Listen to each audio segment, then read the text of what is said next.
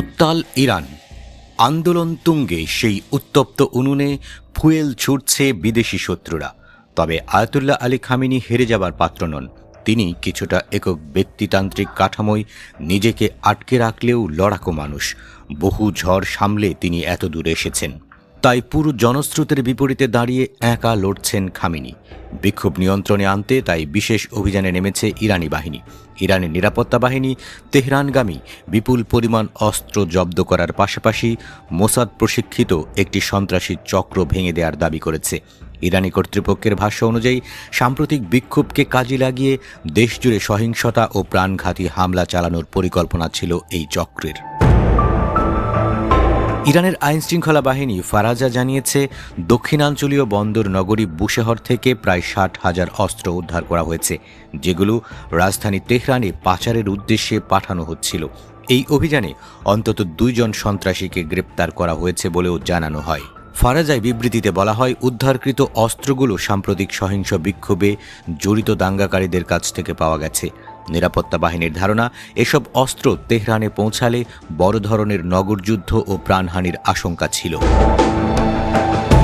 এদিকে ইরানের গোয়েন্দা সংস্থাগুলো আলাদাভাবে একটি বিপজ্জনক ও সশস্ত্র সন্ত্রাসী গ্যাং শনাক্ত ও গ্রেপ্তার করার দাবি করেছে, যাদের মূল লক্ষ্য ছিল সাধারণ মানুষ ও নিরাপত্তা বাহিনীর সদস্যদের হত্যা করা। আধা সরকারি সংবাদ সংস্থা তাসনিম জানিয়েছে, এই চক্রটি ইসরায়েলের গোয়েন্দা সংস্থা মোসাদ দ্বারা প্রশিক্ষিত ছিল এবং উন্নত নগর যুদ্ধ কৌশলে পারদর্শী ছিল। তাসনিমের প্রতিবেদনে বলা হয়, সংশ্লিষ্ট চক্রটি সাম্প্রতিক অস্থিরতা ও বিক্ষোভকে সুযোগ হিসেবে ব্যবহার করে রাজধানীর বিভিন্ন এলাকায় সশস্ত্র হামলা চালায়। এসব হামলায় শত শত মানুষ নিহত ও আহত হয়েছে বলে ইরানি সূত্রগুলোর দাবি। চক্রের সদস্যরা রাজধানীর রাস্তায় রাস্তায় ঘুরে নির্বিচারে গুলি চালায় এবং আতঙ্ক ছড়ায়। নিরাপত্তা বাহিনীর হাতে আসা বিভিন্ন ছবিতে দেখা যায়, সন্ত্রাসীরা একে অপরের সাথে যোগাযোগের জন্য স্যাটেলাইট ফোন ব্যবহার করছিল।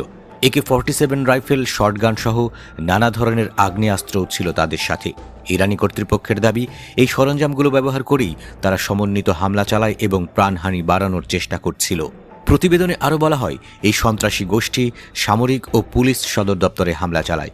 তারা সেখান থেকে অস্ত্র লুট করে এবং সেগুলো অন্য দাঙ্গাকারীদের মধ্যে বিতরণ করে, যাতে শহরের ভেতরে সংঘর্ষ আরও তীব্র হয় এবং নিয়ন্ত্রণহীন সহিংসতা ছড়িয়ে পড়ে। গত মাসের শেষ দিকে ইরানে যে বিক্ষোভ শুরু হয় তা প্রথমে শান্তিপূর্ণ হলেও ধীরে ধীরে সহিংস রূপ নেয়। বিভিন্ন শহরে সরকারি স্থাপনা, অবকাঠামো এবং নিরাপত্তা বাহিনীর উপর হামলার ঘটনা ঘটে। ইরানি কর্মকর্তারা এই সহিংসতার জন্য বিদেশি শক্তি, বিশেষ করে যুক্তরাষ্ট্র ও ইসরায়েলকে দায়ী করে আসছেন। ইরানের দাবি অনুযায়ী যুক্তরাষ্ট্র ও ইসরায়েলি গোয়েন্দা সংস্থা মোসাদ এই অস্থিরতার পেছনে সরাসরি ভূমিকা রেখেছে।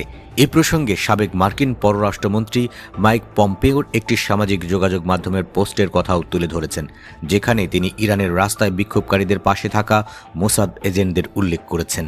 এছাড়া ফার্সি ভাষায় প্রকাশিত একটি অনলাইন বার্তায় মোসাদের পক্ষ থেকে বিক্ষোভকারীদের রাস্তায় নামার আহ্বান জানানো হয় বলেও দাবি করেছে ইরানি গণমাধ্যম।